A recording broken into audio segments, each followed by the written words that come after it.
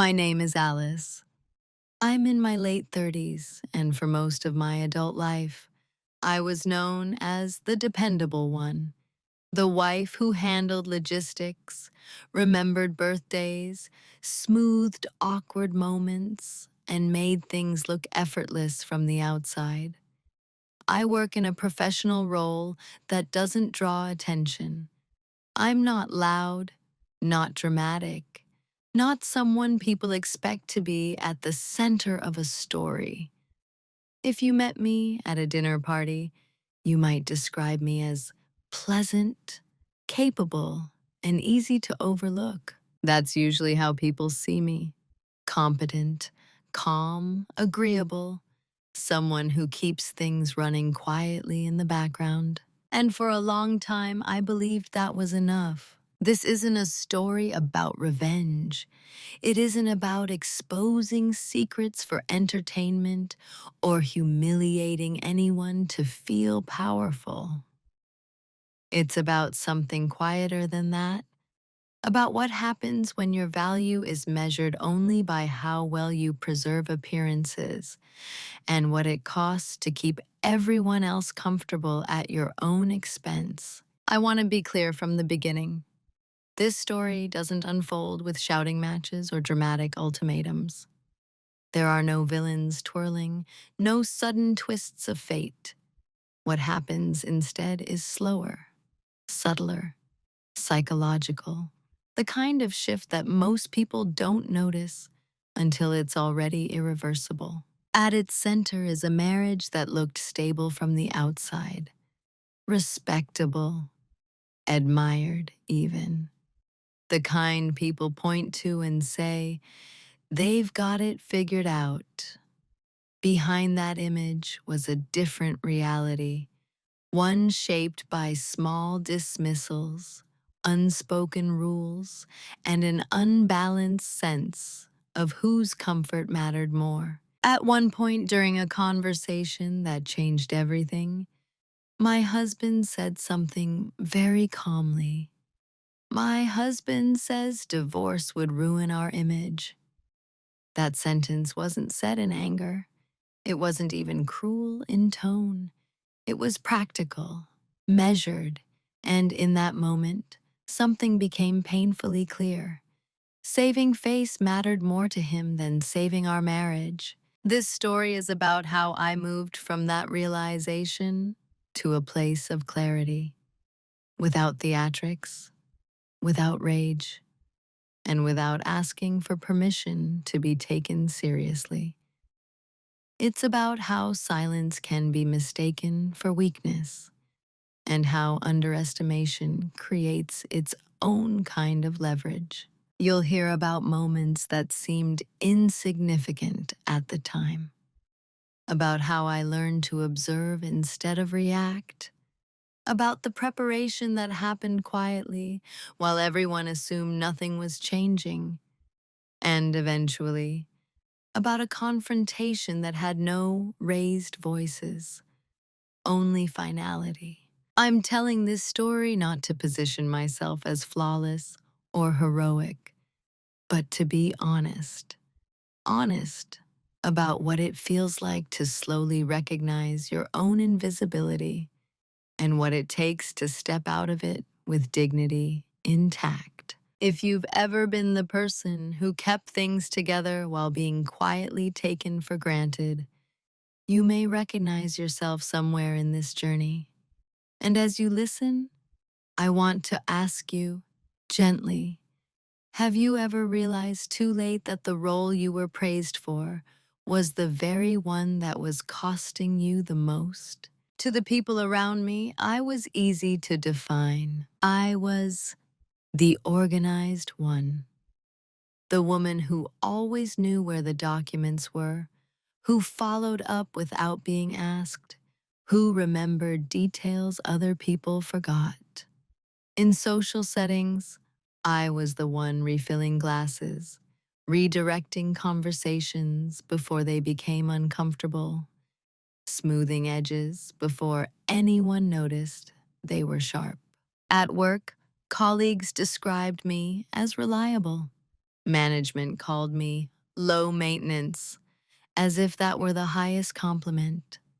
I didn't need much guidance. I didn't make a noise.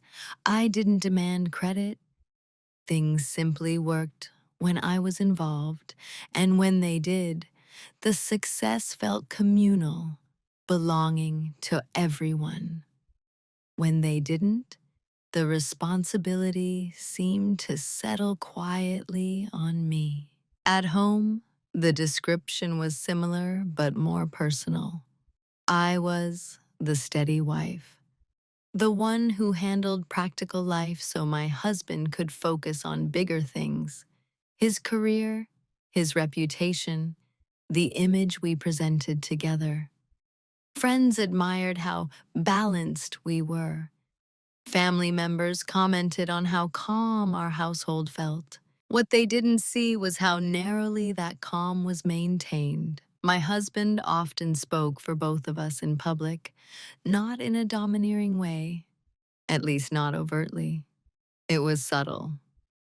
If someone asked about our plans, he answered. If decisions were discussed, his perspective came first. Mine folded neatly in afterward, like a footnote. No one questioned it because I didn't. I told myself it was efficiency, that we were a team, and teams didn't need two voices saying the same thing. Over time, people stopped asking for my opinion directly, not because they disliked me, but because they assumed they already knew it, or that it didn't differ enough to matter. I became predictable, agreeable, safe. There's a particular kind of invisibility that comes from being useful. It isn't cruel. It isn't loud. It's wrapped in appreciation and trust. People rely on you so thoroughly that they stop seeing you as someone with limits, preferences, or edges. I felt that invisibility most clearly in moments that should have been mine. At gatherings where achievements were discussed, my husband's milestones were highlighted: promotions, recognition, and future plans. Someone might turn to me afterward and say, "You must be so proud," as if pride were my primary role. No one asked what I wanted next. No one wondered what I was building, and I didn't correct them. I told myself that being underestimated was peaceful, that not being scrutinized meant freedom, that if I wanted something badly enough, I could always speak up. But the truth is, silence has a way of hardening into expectation. The more consistently you absorb responsibility without recognition, the more people assume that's simply who you are. Someone who handles things. Someone who doesn't need much. Someone who will adjust. Even my kindness became a kind of utility. If plans changed at the last minute, I adapted. If emotions ran high, I de-escalated. If someone forgot an obligation, I quietly fulfilled it. None of this was demanded explicitly. It was just expected. And expectations once established are difficult to dismantle without discomfort. What's important to understand is that I didn't feel mistreated in a dramatic sense. There were no clear villains in this phase of my life, no explosive arguments, no cruelty that could be easily named. There was only a growing asymmetry. My time was flexible, my energy was available, my needs were negotiable, his weren't. From the outside, I looked supported. Inside, I was slowly being reduced to a function. I remember once overhearing someone describe me as the backbone of our household. It was meant as praise. I smiled and thanked them. Later, alone, I realized something unsettling. Backbones don't get to move much. They exist to hold everything else upright. At that stage, I didn't yet know this was the beginning of a story. I thought it was simply adulthood, compromise, partnership, maturity. I had no language yet for what was missing, only a faint sense that if I disappeared emotionally, the structure would remain intact. And that realization stayed with me longer than I expected. The first time it happened, I almost missed it. That's the thing about small cuts. They don't announce themselves. They don't bleed loudly. They sting just enough to make you pause. Then you move on, telling yourself it was nothing. We were at a dinner with friends, the kind we'd attended dozens of times before. Same group, same easy rhythm.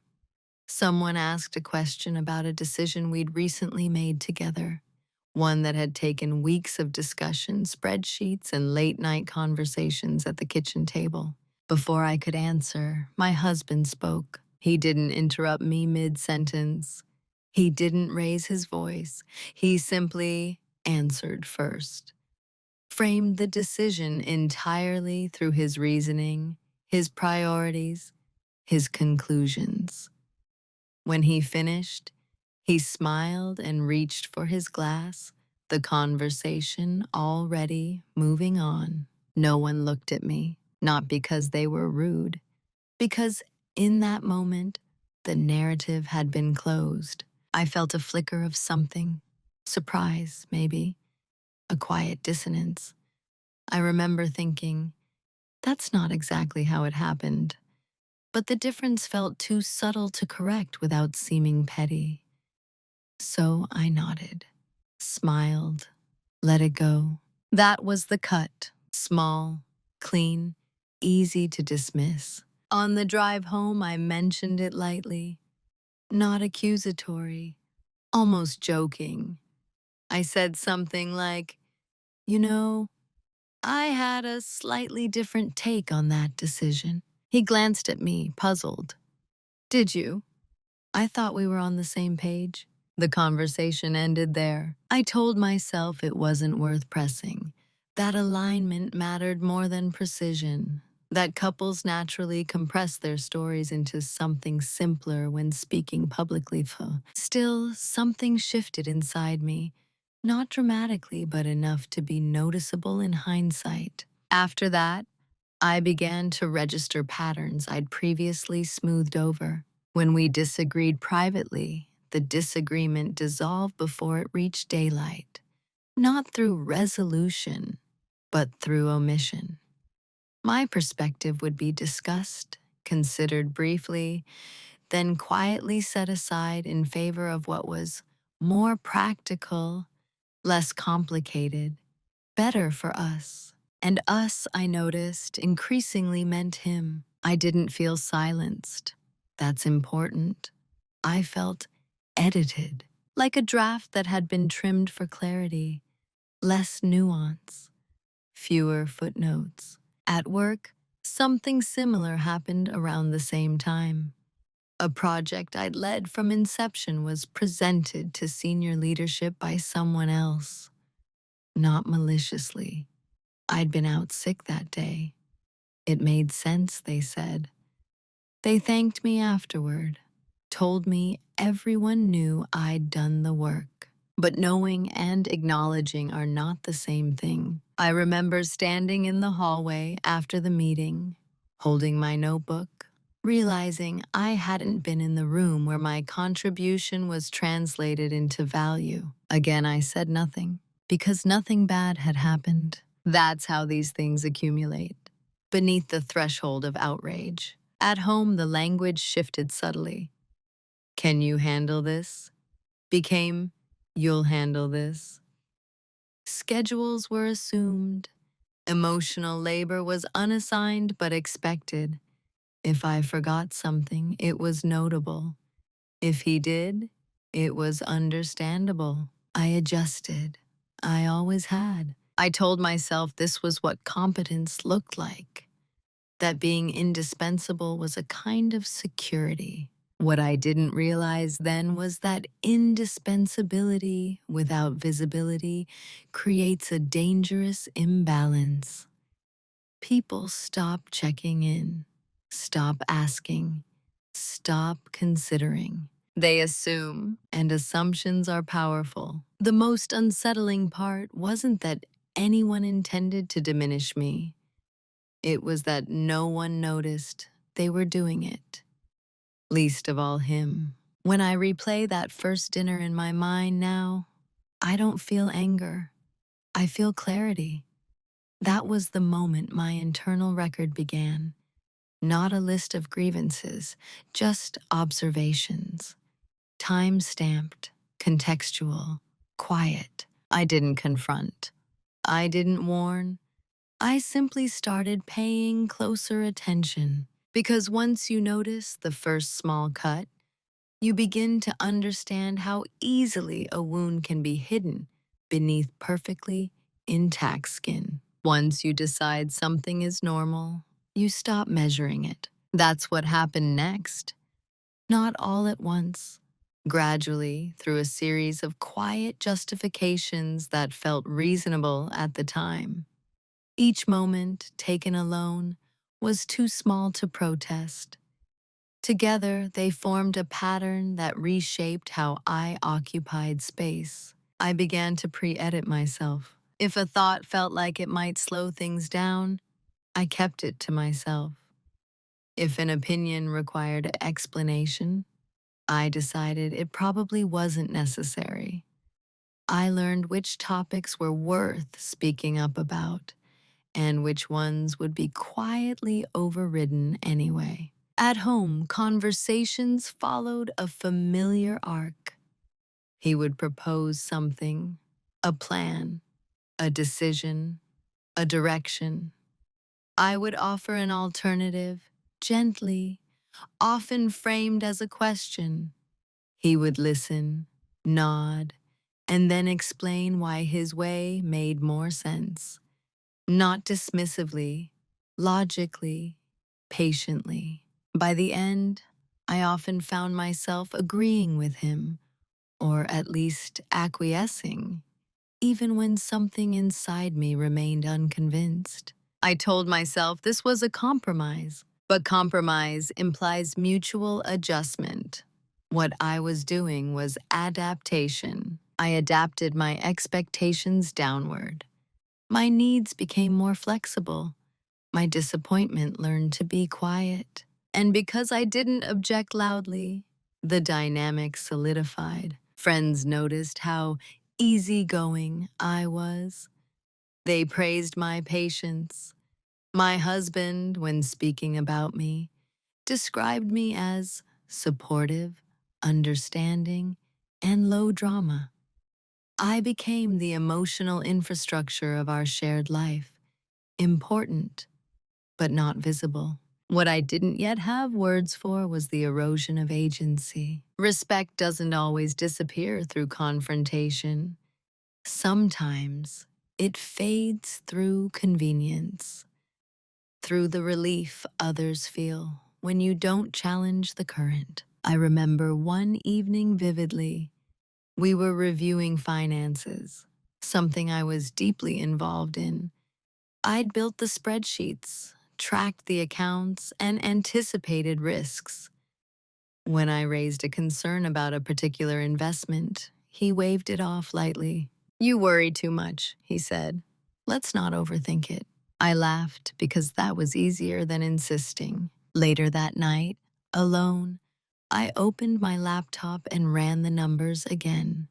The concern was valid, but instead of pushing harder, I made a note to monitor it quietly. That became my pattern. When my instincts disagreed with the dominant narrative, I didn't argue. I observed. I documented. I waited. At work, I saw the same logic at play. The more reliable I was, the less visible my effort became. New hires came to me for guidance, but recognition flowed upward. I was consulted privately, excluded publicly. I told myself I preferred it that way. There's a comfort in believing you're choosing invisibility. It feels like control. But over time, I noticed something unsettling. When I did speak up, it disrupted the rhythm. People looked surprised, slightly uncomfortable, as if I'd violated an unspoken agreement. I had trained them. By being consistently agreeable, I had taught others what to expect from me, and expectations, once internalized, are hard to renegotiate without friction. So I smoothed things over. I apologized for misunderstandings I hadn't created. I reframed my objections as concerns for others' convenience. I swallowed frustration and called it maturity. This wasn't martyrdom. I wasn't suffering heroically. I was functioning. But functioning without self-expression has a cost. The cost was subtle at first. A sense of distance from my own reactions. A hesitation before answering questions. A tendency to check the room before trusting my own judgment. I still believed in the marriage. I still believed in teamwork.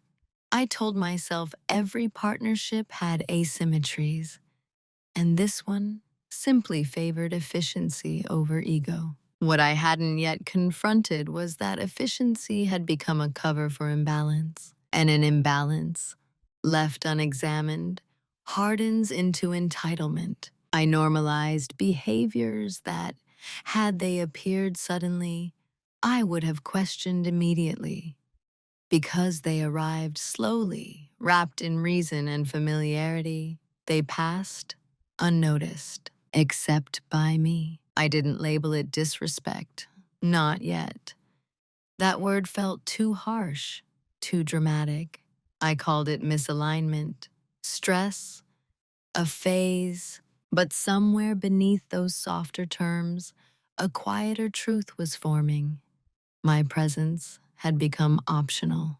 And when your presence becomes optional, your absence eventually becomes acceptable. That realization didn't break me. It didn't ignite confrontation. It did something else entirely. It made me stop assuming, and that was the beginning of a different kind of awareness, one that would change how I moved through the next phase of my life. I didn't choose the role consciously. I grew into it the way people do, by responding well to what was asked of me and quietly absorbing what wasn't acknowledged. Somewhere along the way, I became the responsible one, the one who remembered, the one who adjusted, the one who filled in gaps without needing instruction. At first, it felt like trust. Later, it felt like an assumption. In our marriage, my role was clear, even if it was never stated aloud. I was the stabilizer, the emotional regulator, the person who made sure life ran smoothly so nothing interfered with his momentum. If something needed to be planned, resolved, or quietly corrected, it defaulted to me. When family dynamics grew complicated, I handled the diplomacy. When schedules clashed, I rearranged mine. When stress rose, I absorbed it. People praised my capability without noticing how narrow my space had become. I wasn't asked what I wanted to build next. I was asked what I could take care of. The expectations weren't imposed through force. They emerged through repetition.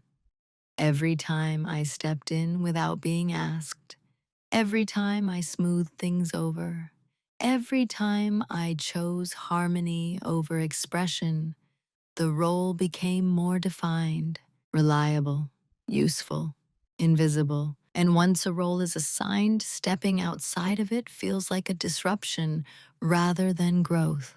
I noticed this most clearly when I didn't perform it. If I forgot something small, It stood out disproportionately. If I expressed fatigue, it was met with surprise. If I hesitated, people filled the space for me, as if my pause were a malfunction rather than a choice. At home, decisions increasingly followed a script. My husband would outline a plan. I would offer support, logistics, and refinement. If I raised concerns, they were categorized as emotional or cautious rather than strategic. I began to see how the story of who I was had been edited by others, and how often I had reinforced it myself. At work, leadership leaned on me for execution, not vision. I was included in implementation meetings, but excluded from the early strategy. When I asked about growth opportunities, the response was always appreciative, but vague. You're so good where you are. That sentence, I learned, can be both praise and containment. I realized I had been placed in a role that benefited everyone else.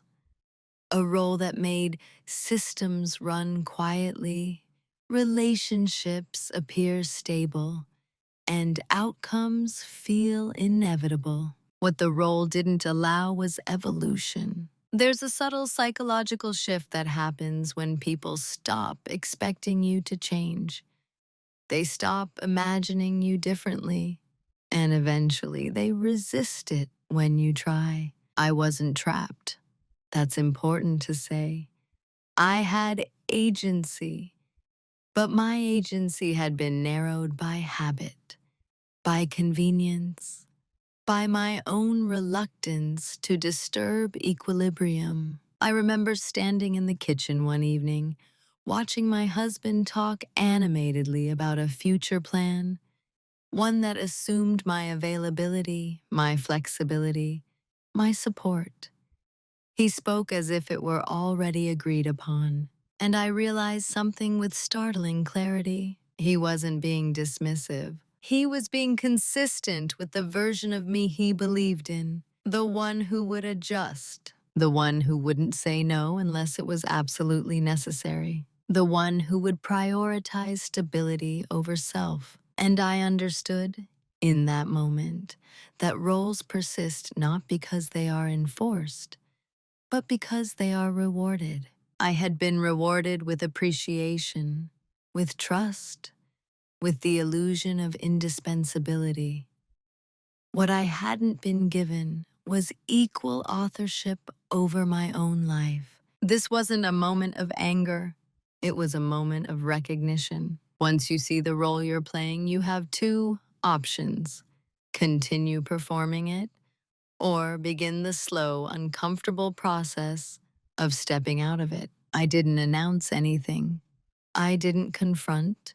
I didn't demand change. I simply stopped assuming that my role was the only version of me that mattered. And that quiet shift, internal, unspoken, set the stage for everything that followed. The shift didn't happen during an argument. There was no raised voice, no dramatic revelation, no moment where someone said the wrong thing and shattered the illusion.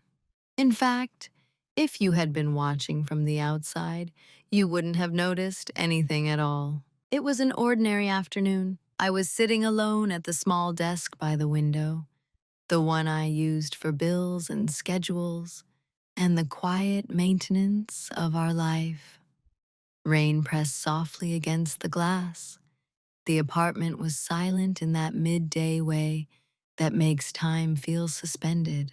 I was reviewing documents, routine, familiar, numbers I knew by heart, accounts I managed reflexively, and yet something about the repetition felt different that day, heavier, as if I were watching myself from a slight distance. I remember pausing, my hands still on the keyboard, and thinking, if I stopped doing this tomorrow, how long would it take for anyone to notice? Not in a dramatic sense, not emotionally, practically. How long before a deadline was missed? before something went unpaid, before a small crisis emerged that revealed how much invisible work had been propping everything up. The answer unsettled me, because what followed that thought was even more uncomfortable. And if they noticed, would they understand what they were noticing? Or would they just expect me to fix it again? That was the moment, not a decision, a realization. I wasn't angry. I wasn't sad. I felt something closer to neutrality, a calm clarity that arrived without permission. I saw my life as a system for the first time, not emotionally, but structurally.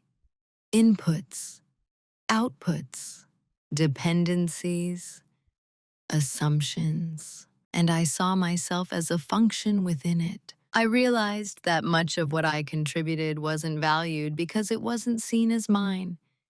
It was seen as the natural order of things, as if competence were a personality trait rather than labor. Later that evening, my husband came home and talked about his day. I listened, asked questions, and responded in all the familiar ways. At one point, he mentioned a future plan, one that relied heavily on my flexibility, my time, my continued emotional bandwidth. He spoke casually, confidently, as if the answer were already yes. And I noticed something remarkable. There was no immediate urge in me to agree, no reflexive nod, no internal calculation of how to make it work. Just space. In that space, I didn't confront him. I didn't push back. I simply said, "Let me think about it."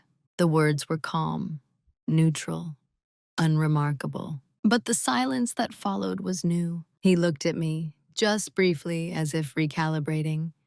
Then he shrugged and moved on. That reaction told me more than any argument could have. That night, lying in bed, I didn't spiral.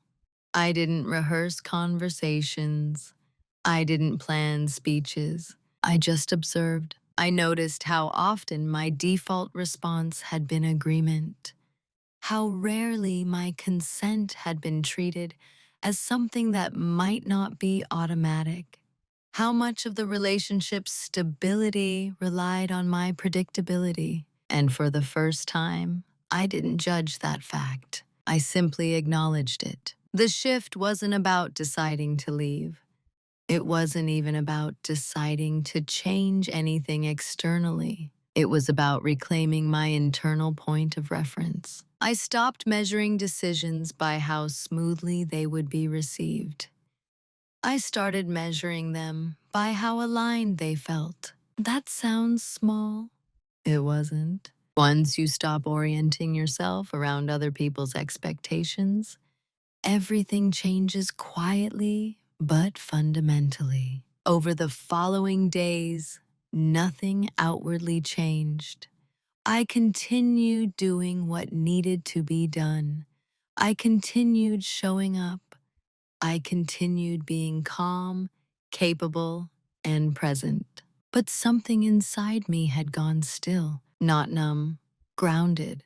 I began to listen differently, not just to others, but to myself, to the hesitation I'd learned to ignore, to the discomfort I'd learned to rationalize away. That day by the window didn't look like a turning point, but it was, because from that moment on, my silence was no longer automatic. It was intentional. And intention, once introduced, cannot be undone. Once silence becomes a choice, it changes character. Before, my quiet had been reactive, a smoothing mechanism, a way to keep things stable.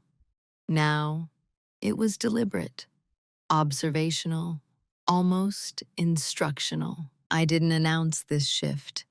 I didn't need to.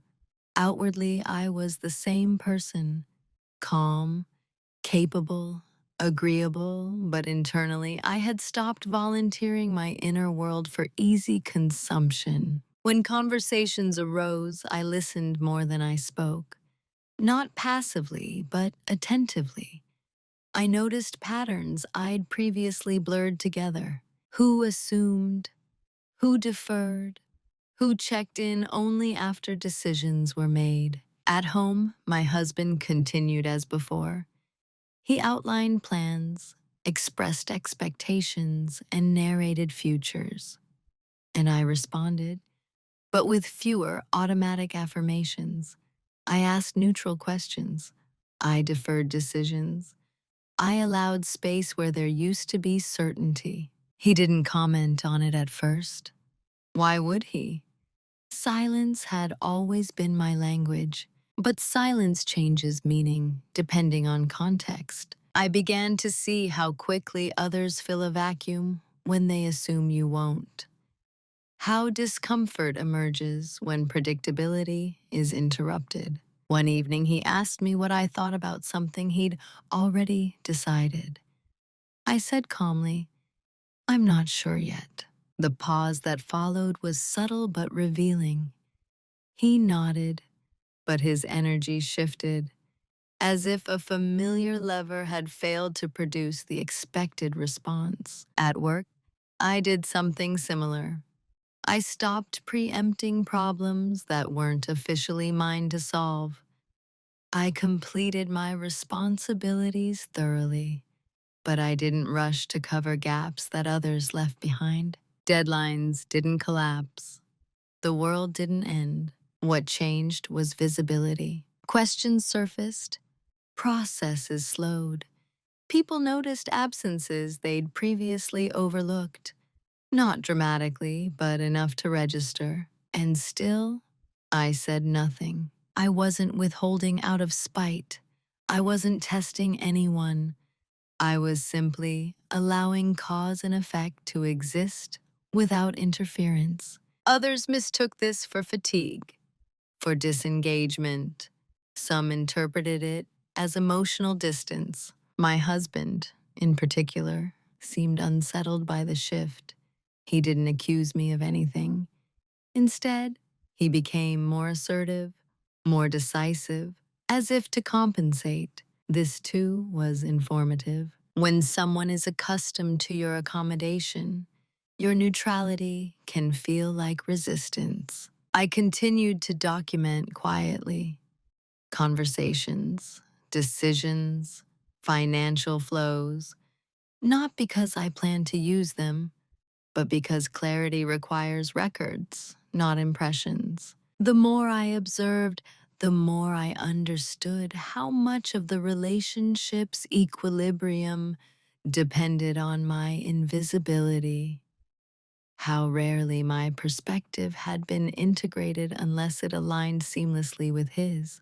And I understood something else too. Silence, when chosen, invites underestimation. He assumed I was withdrawing emotionally. I was overwhelmed, that I needed reassurance or rest. What he didn't consider was that I was recalibrating. I noticed how often he spoke about us when it suited him and me when it didn't. How the image surfaced in his language more than a connection. How decisions were framed around perception rather than substance. I wasn't offended. I was attentive. Because once you stop seeking validation, people reveal their priorities without realizing they're being watched. I began to feel a quiet steadiness I hadn't known before. Not empowerment in a dramatic sense, something calmer, less reactive. I didn't need to be heard in every moment anymore. I was gathering context, mapping terrain, and because I wasn't announcing my internal shift, no one adjusted their behavior. They continued as before, freely, honestly, revealing the structure I'd been operating within for years. This is the paradox of quiet dominance. When you stop insisting on recognition, you gain information. When you stop filling space, others show you how they intend to use it. My silence was no longer a concession, it was a position. And from that position, I could finally see what had been hidden in plain sight. What they never noticed wasn't a secret. It was a process. While everyone assumed I was withdrawing or simply tired, I was doing something far less visible and far more consequential. I was learning, not in a dramatic, cinematic way, quietly, methodically, in the margins of everyday life. I paid closer attention to how decisions were justified, not the decisions themselves, but the language surrounding them. What was framed as necessary, what was framed as optional, what was described as for us, and what was quietly protected as non-negotiable. I began to see the hierarchy clearly. At home, I noticed how often my husband referenced perception, how things would look, what people would think, which outcomes preserved the image he'd worked hard to cultivate. Our marriage, I realized, existed not just as a relationship, but as a symbol. And symbols, once established, are often protected at the expense of the people inside them. I also noticed how little curiosity there was about my inner world. My silence wasn't met with concern so much as assumption. It was easier for others to fill in the blanks than to ask questions that might complicate things. So I let them. In practical terms, my preparation looked unremarkable. I reviewed financial documents more carefully than before, not out of suspicion, but out of responsibility to myself. I organized records that had always been scattered. I made copies of things I'd previously trusted memory to hold. I revisited agreements we'd made years earlier and read them as if I were encountering them for the first time. Clarity has a way of arriving when you remove sentiment from the equation. I also paid attention to my own patterns, how often I defaulted to caretaking, how quickly I absorbed discomfort that wasn't mine. How rarely I asked myself what I needed before responding to what was expected. This wasn't about planning an exit. Not yet. It was about reclaiming authorship over my understanding of reality. At work, I did something similar. I mapped my contributions, not emotionally, factually. Projects led, outcomes delivered, value created. I stopped relying on reputation and started relying on documentation. No one noticed. Why would they? I was still doing my job well. I was still calm, still dependable, but something subtle had changed. I stopped explaining myself. If asked why I needed time to review something, I simply said I needed time. If asked to take on additional responsibilities, I evaluated them rather than immediately agreeing. I wasn't defensive. I wasn't confrontational. I was precise. This precision unsettled some people. They weren't used to it from me. At home, my husband began to fill the silence with reassurance. Not about us, but about stability. About how well things were going. About how unnecessary change would be. I listened, because reassurance offered unprompted often reveals anxiety. One evening he said casually, "We're good, no need to overanalyze things." I smiled and nodded. Inside, I noted the phrasing. Overanalyze? That word had been used before. Whenever my attention shifted from maintenance to meaning, I began to understand that what felt like emotional distance to him was actually a threat to predictability. And predictability had been the foundation of our dynamic. The more I observed, the more I understood that no one was intentionally minimizing me. They were responding to the version of me I had consistently presented. Quiet, capable, uncomplicated. I had taught them that my depth was optional. What they never noticed was that depth doesn't disappear when ignored. It goes underground. It becomes strategic. I wasn't angry. I wasn't plotting revenge. I was aligning information because when you finally see the full picture, you owe it to yourself to understand your position within it. By the end of that period, I knew three things with certainty. First, I understood the systems I was part of, financially, emotionally, professionally, better than anyone else involved. Second, my perceived weakness, my quiet, my patience, my invisibility had granted me access to unfiltered truth. And third, I could no longer unsee the imbalance. That knowledge didn't demand immediate action, but it did demand honesty. And honesty, once accepted internally, creates momentum whether you rush it or not. I hadn't decided what I would do yet, but I knew I was done being surprised. The reveal wasn't dramatic. There was no single document, no shocking discovery, no moment where everything snapped into place with cinematic clarity.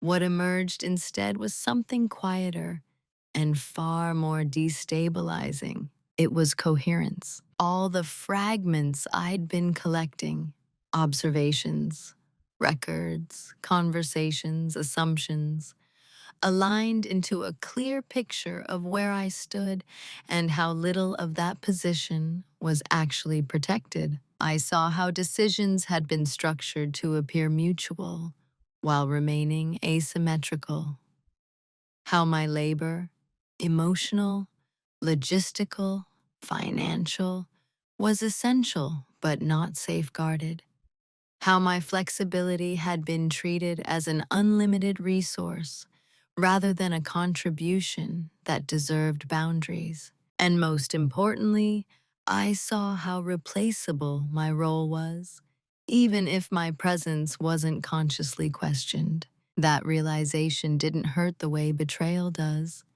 It landed with a dull finality. I remember sitting at the kitchen table late one night, papers spread neatly in front of me, the house quiet. I wasn't panicked. I wasn't even sad. I felt focused. For the first time, I wasn't looking at my life through the lens of intention or hope. I was looking at it through the outcome. If nothing changed, if I continued exactly as I had, what would the next 5 years look like? 10. The answer was painfully consistent. More responsibility, less visibility, continued erosion of agency, masked by stability and praise. And if something did go wrong, if circumstances shifted, if priorities changed, my contributions would be remembered vaguely, not protected structurally. That was the private reveal. Not that my husband was malicious, not that anyone was conspiring against me, but the system we were in did not account for my well-being beyond my usefulness. I also realized something else, equally important. I had more leverage than anyone assumed. Not leverage in the sense of power over someone, but leverage in clarity, preparation, and timing. I understood the finances intimately. I knew where responsibilities truly lay. I knew which narratives were performative and which were essential. I knew which pieces of stability relied disproportionately on my participation. And I knew this because I had been invisible. There was no thrill in this realization, no sense of triumph, only a calm acknowledgement of reality. I didn't confront him. I didn't hint at anything. I didn't change my tone or behavior in ways that might signal a shift. I understood then that revelation doesn't require disclosure. It requires restraint. I continued living as before, outwardly. Internally, however, I began to detach from the fantasy that things would naturally rebalance if I just waited long enough. I stopped assuming fairness would emerge from goodwill alone. One evening, my husband spoke again about the importance of how we were perceived, about our reputation, about how rocking the boat would complicate things unnecessarily. He said it casually, almost kindly, and in that moment, the earlier sentence echoed back to me with clarity. Saving face mattered more to him than saving our marriage. I didn't say it aloud. I didn't need to. The reveal wasn't about condemning him. It was about understanding alignment, or the lack of it. We were operating on different priorities, and those priorities were no longer compatible with the version of myself I was becoming. I sat with that truth longer than I expected. I didn't rush it. I let it settle. I let myself grieve, not the relationship itself, but the assumption that mutuality would eventually assert itself without my intervention. The private reveal didn't demand immediate action, but it did remove the option of denial. Once you see clearly, pretending otherwise becomes exhausting. From that point on, I knew that any next step, whatever it was, would have to be irreversible, not impulsive, not emotional, deliberate.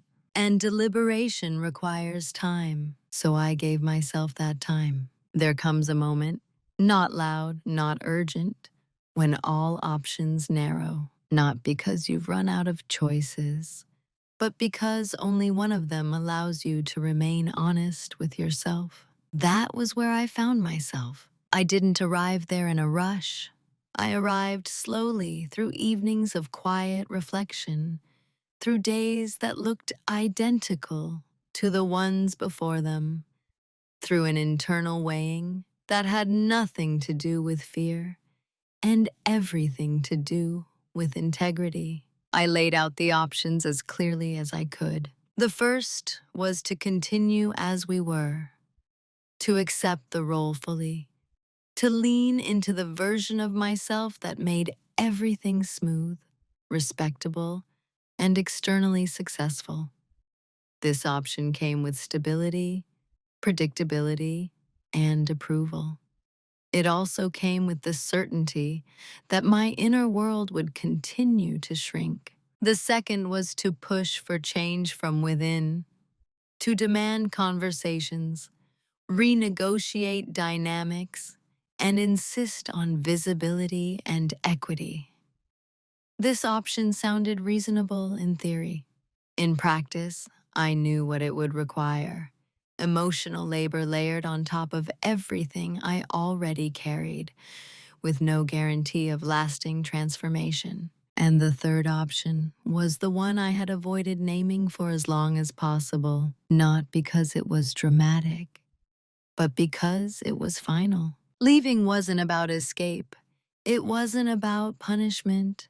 It was about refusing to continue participating in a system that required my erasure to function smoothly. I took my time with that realization. I asked myself hard questions. Could I accept being secondary without resentment? Could I continue prioritizing image over substance without losing respect for myself? Could I grow inside a structure that relied on my predictability more than my presence? The answers came quietly, but they were consistent. No. What surprised me wasn't the clarity. It was the absence of panic. Once I stopped trying to preserve the version of the relationship that looked good on paper, the path forward became strangely calm. I didn't frame the decision as an ending. I framed it as a boundary I could no longer postpone. This wasn't about blame, it was about alignment. I also understood something crucial at this point. Timing mattered. A decision made in haste would be dismissed as emotional. A decision made after careful preparation would be recognized as intentional, even if it wasn't welcomed. So I didn't announce anything. I continued observing, continuing preparing, continuing to live outwardly unchanged while inwardly settling into certainty. There's a particular steadiness that arrives once you've made an irreversible decision internally. You stop bargaining. You stop hoping someone else will shift first. You stop scanning for signs. You simply move forward. I remember one night sitting alone, realizing that I no longer felt the need to be understood by him in order to act. That need had been a tether. Letting go of it was liberating in a way I hadn't expected. I didn't hate him. I didn't resent our history. I respected what we had built together and acknowledged what it had cost. And I knew without anger that continuing would cost more. The decision point wasn't marked by confrontation. It wasn't marked by tears. It was marked by a quiet, internal statement that required no witnesses. No, I will not keep disappearing to keep things comfortable. Once that was decided, the remaining steps were logistical, not emotional, not symbolic, practical. And practicality, I had learned, was my strength. Once the decision was made, urgency disappeared. There was no countdown clock in my head, no dramatic sense of escape. What replaced it was sequencing, an orderly understanding of what needed to happen and in what order, so that nothing depended on impulse. This was the phase where silence mattered most. I didn't withdraw affection. I didn't become cold or distant. I behaved exactly as I always had, calm, cooperative, reliable. From the outside, there was no visible disruption to the image we presented together. That was intentional. I knew that if anything shifted too abruptly, it would be attributed to emotion, stress, confusion, a phase. I had no interest in having my clarity reinterpreted as instability, so I moved carefully. The first things I addressed were structural. I separated what needed to be separate, methodically, without drama. Accounts were reviewed, responsibilities were clarified in writing. I sought advice quietly, not to stir conflict, but to understand my position fully and accurately. Information, I learned, changes meaning depending on when it's revealed. I didn't share what I was doing. I didn't need to. Nothing I did was secretive. It was simply unannounced. There's a difference. At work, I did something similar. I began documenting my scope more formally. I clarified boundaries. I ensured my contributions were visible in systems, not just remembered by people. I updated the records. I aligned my responsibilities with recognition. No one objected. Why would they? I was still performing well, still composed, still the same person as far as they could tell. At home, my husband remained unaware of the shift in its full meaning. He noticed small things, perhaps.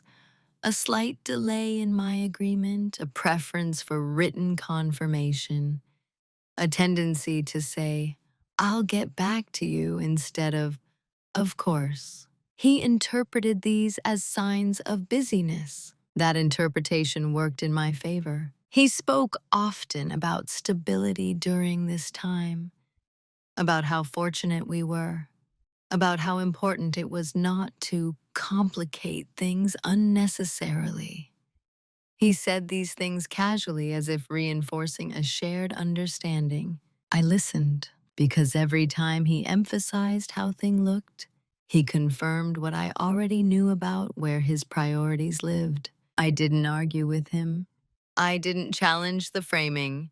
I simply stopped internalizing it as my responsibility. This phase required patience, the kind that isn't passive, but disciplined, the kind that resists the urge to explain itself prematurely. I knew that once I acted, The story would be rewritten by others regardless of my intentions. That was unavoidable. What I could control was whether the outcome was solid enough to withstand reinterpretation. So I built solidity. I made sure I could stand on my own, logistically, financially, emotionally, without needing reassurance or permission. I checked assumptions I'd lived under for years and replaced them with facts. What surprised me most was how invisible this work remained, because people tend to notice emotional shifts before structural ones. And emotionally, I was steady. That steadiness unsettled no one. I also noticed something else during this time: how often others rely on momentum to avoid reflection. As long as things keep moving, few people ask whether they should. I let momentum carry us, right up to the point where it no longer required my disappearance to function. By the end of this phase, there was nothing dramatic to point to. No single action signaled what was coming, but everything was in place. I hadn't changed who I was. I had simply stopped holding everything together on my own. And when that happens, consequences don't arrive loudly. They arrive inevitably. The consequences didn't announce themselves. There was no obvious rupture, no immediate fallout that could be traced back to a single decision. Instead, things began to feel off. Not broken, just less effortless than before. At first, it showed up in small inefficiencies: a payment question that required clarification, a scheduling conflict that lingered longer than usual, a misunderstanding that wasn't immediately resolved. These were minor things, hardly worth mentioning, but they accumulated. People began to notice pauses where there used to be flow. At home, my husband grew subtly impatient with delays. He asked questions he hadn't asked before: where something was, when something had been handled, why wasn't it already resolved? I answered calmly, accurately, without apology. The tone of these interactions shifted, not sharply, but perceptibly. There was a sense of friction, not because anything was wrong, but because something familiar was missing. Predictability. He began to comment on how busy I seemed, how distracted, how things felt less smooth lately. The words weren't accusatory, but they carried expectation. Expectation that I would correct the deviation. I didn't. Not out of defiance, out of consistency. I continued doing what I had agreed to do. Nothing more, nothing less. At work, something similar happened. Tasks I'd once absorbed quietly now required reassignment. Decisions slowed as they moved through proper channels rather than informal ones. Colleagues noticed the difference, not because I'd withdrawn effort, but because I'd stopped compensating for gaps that weren't mine to fill. There's an interesting moment when people begin to feel loss without understanding its source. They sense absence, but can't name what's missing.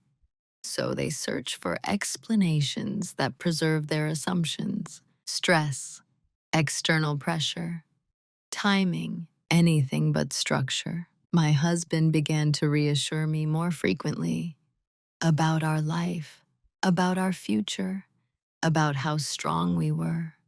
He framed these reassurances as support, but they carried an undercurrent of anxiety. Stability, I realized, had been propped up by my invisibility. Now that I was no longer smoothing everything preemptively, cracks were becoming visible, not catastrophic, but undeniable. He also became more invested in appearances during this time, more careful about how we were seen, more attentive to social optics. as if sense-making through image might restore equilibrium. It didn't, because an image doesn't fix systems.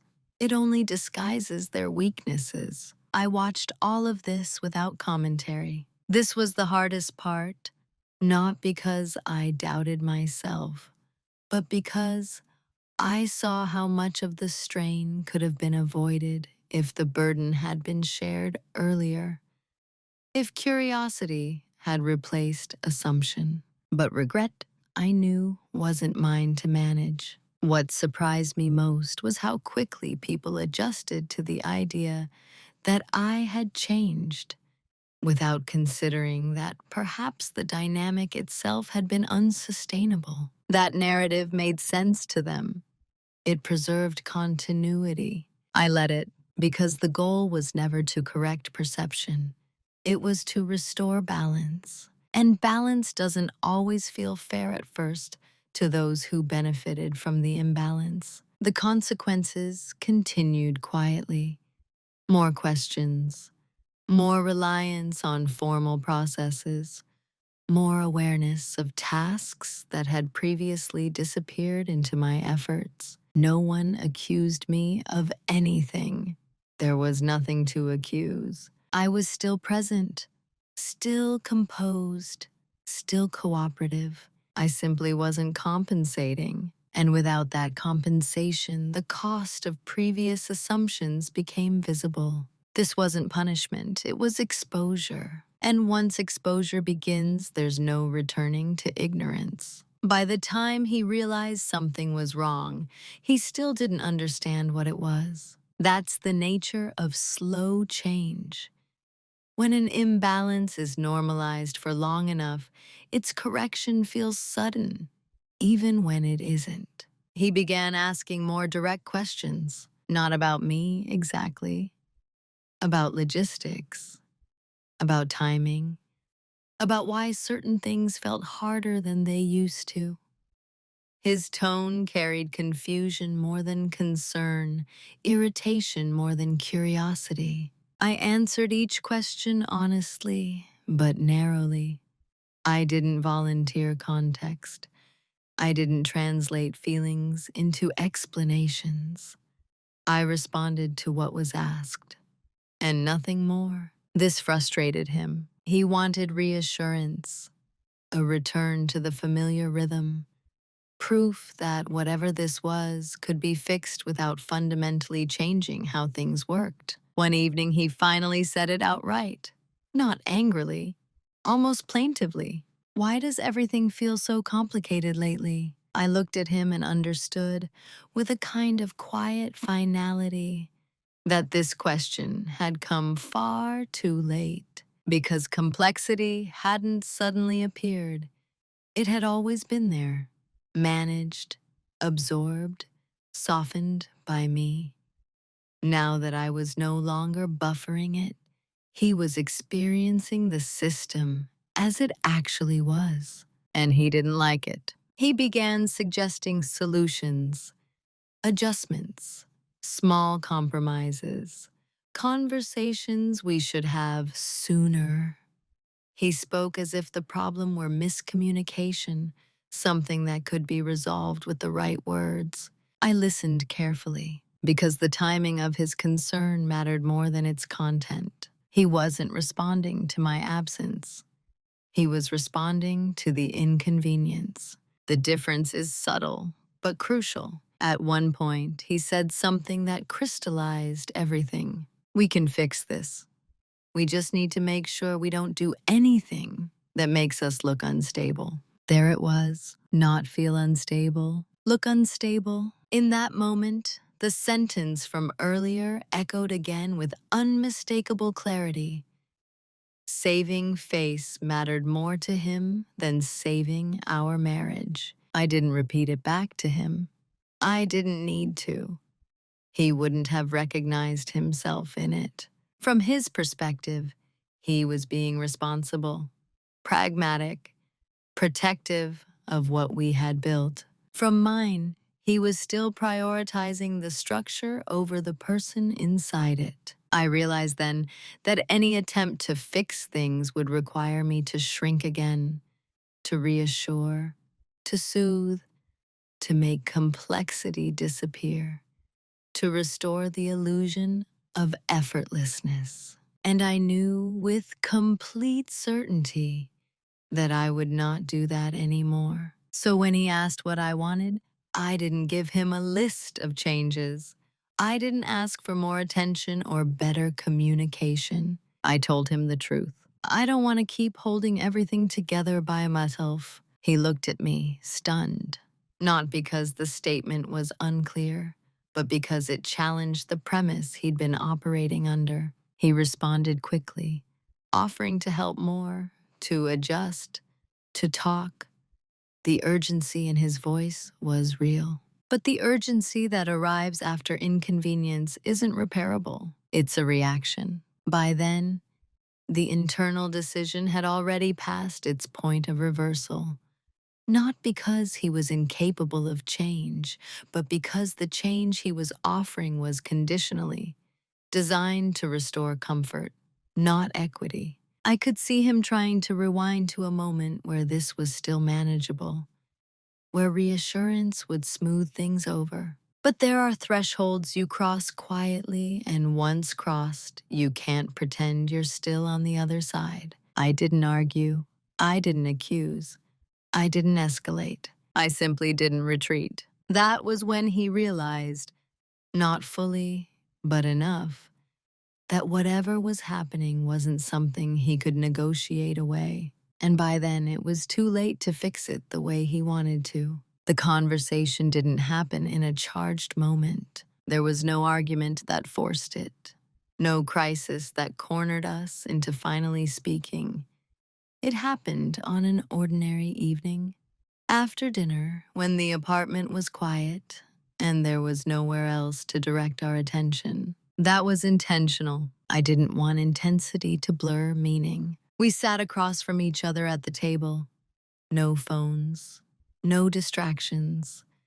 I remember noticing how calm my body felt, how different that was from the tightness I used to carry into difficult conversations. He spoke first, carefully. He said he felt like we were drifting. Those things felt fragile in a way they hadn't before. That he didn't understand how we'd gotten here. I let him finish. Then I told him I wanted to be clear, and that I wasn't interested in revisiting the past for the sake of blame. That surprised him. He was prepared for emotion, for accusation, for a list of grievances he could respond to or defend against. Instead, I spoke about structure. I explained, calmly, precisely, how our relationship had functioned, how responsibilities had been distributed, how decisions had been made, how often my role had been to absorb, adjust, and stabilize. I didn't say you did this. I said, this is how it worked. The difference mattered. I told him I had reached a point where continuing in that structure required me to disappear from my own life, that I had stopped feeling like a partner and started feeling like an infrastructure. He listened, but I could see him struggling to locate fault. He wanted a moment he could point to, a mistake he could correct. I didn't give him one because this wasn't about a moment. It was about a pattern. When he asked what I wanted to do, I answered without hesitation. I want to leave the marriage. The words landed softly. No emphasis, no tremor. He stared at me, searching for a cue that this was negotiable, that this was an opening position, not a conclusion. He said what I expected him to say. That would ruin our image. It wasn't said harshly. It was said with concern, as if he were pointing out a logistical problem I hadn't considered. I looked at him and felt a deep, unexpected calm, and I told him the truth. That's not a reason for me to stay. For a long moment, he said nothing. I think that was when he finally understood, not emotionally, but intellectually, that this conversation wasn't unfolding on his terms. He tried to appeal to history, to what we'd built, to see how things looked from the outside, how unnecessary this would all seem to other people. I acknowledged those things. I didn't dismiss them, but I didn't prioritize them either. I told him I wasn't leaving because of anger or betrayal. I was leaving because I had reached the limit of how much of myself I was willing to give up to preserve something that functioned better as an image than as a partnership. There was no shouting, no tears, just a growing stillness as the implications settled in. When the conversation ended, it didn't feel unresolved. It felt finished. After I left, people expected a transformation. They looked for signs, bitterness, anger, relief so exaggerated it bordered on performance. Some waited for me to explain myself in ways that would help them decide whose side to take. Others quietly adjusted their behavior around me, unsure which version of me would show up next. What they didn't see was how little I needed to prove. The truth is, I didn't become someone new. I became someone undivided. Without the constant need to manage perception, my energy reorganized itself naturally. I slept better. I made decisions faster. I noticed how much mental space had been occupied by anticipation, anticipating reactions, smoothing outcomes, preventing discomfort that was never mine to manage in the first place. Now, when I'm quiet, it's because I have nothing to add, not because I'm withholding myself. When I speak, it's because I choose to, not because I'm compensating for silence elsewhere. That distinction changed everything. At work, my presence sharpened. I no longer overextended to remain indispensable. I defined my scope clearly and let the quality of my thinking speak for itself. People adjusted. Some relationships faded, others deepened. The ones that deepened were the ones rooted in mutual recognition rather than convenience. In my personal life, I stopped explaining my choices in advance. I stopped softening boundaries so they'd be easier for others to accept. I learned that clarity, delivered calmly, is far kinder than endless accommodation. I also learned something surprising. Letting go of the role I'd been assigned didn't make me less kind. It made my kindness precise. I still help. I still listen. I still care, but I no longer disappear in the process. When I look back at the woman I was inside that marriage, I don't judge her. She was operating with the information and values she had at the time. She believed that stability was the highest form of success, that endurance was synonymous with strength. I know better now. Strength isn't how much you can absorb without complaint. It's how clearly you can see when a structure depends on your silence to survive. I don't regret the years I spent trying to make things work.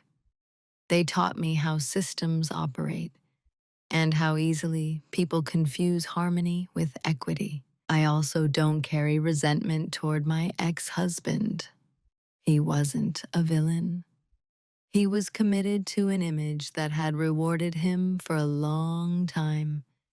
Letting go of that image would have required a kind of self-examination he wasn't prepared for. That's not a flaw, it's a difference. Who I am now is someone who doesn't negotiate with erasure. Someone who understands that peace built on invisibility is temporary, and that dignity requires presence. My life is quieter in a different way now, not because I'm shrinking, but because I'm no longer carrying noise that never belonged to me. And in that quiet, I've found something I didn't realize I was missing. Myself. There's a temptation when a story like this ends to look for a villain, to simplify it into right and wrong, winner and loser, strength and failure. But real life rarely offers that kind of clarity, and this story doesn't need it. What I learned instead is something quieter and harder to accept. Many relationships don't break because of cruelty. They erode because of comfort, because one person adapts a little more, carries a little extra, speaks a little less, until the imbalance feels normal to everyone involved, including the person paying the price. No one in my life woke up one day and decided I should disappear. I disappeared gradually through cooperation, patience, and the belief that keeping things smooth was a form of love. For a long time, it was, until it wasn't. The moral of this story isn't leave at the first sign of imbalance. It's not protect yourself at all costs. And it's certainly not prove your strength by walking away dramatically. The moral is simpler and more uncomfortable. Pay attention to what your silence is doing. Ask yourself whether your calm is a choice or a habit you've outgrown, whether your flexibility is mutual or quietly one-sided, whether the version of you that keeps everything stable is also the version that gets to be fully present. Because here's the truth I wish I'd understood earlier. If a system only works when you make yourself smaller, it doesn't work for you. And if staying requires you to keep translating your worth into usefulness, something essential is already being lost. I didn't leave to teach anyone a lesson. I left because I finally listened to the part of myself that had been asking gently and persistently for space. Space to speak without editing. Space to exist without explanation. Space to be seen without performing stability. If this story resonated with you, it might be because you recognize some part of it, not in a marriage necessarily, but in a workplace, a family, or a friendship, where your role is clear and your presence is optional. If that's the case, I hope this story doesn't push you toward fear or urgency. I hope it invites you toward awareness. So I'll end with this question, one that isn't meant to provoke, but to open a door. In your own life, where are you being praised for holding everything together, while quietly being asked to hold yourself back? If you're comfortable sharing, I'd love to read your thoughts in the comments. Video của mình hôm nay đến đây là kết thúc. Nếu bạn thích video này, hãy cho mình xin một lượt like và một lượt đăng ký kênh. Hẹn gặp lại các bạn ở trong những video tiếp theo. Bye bye.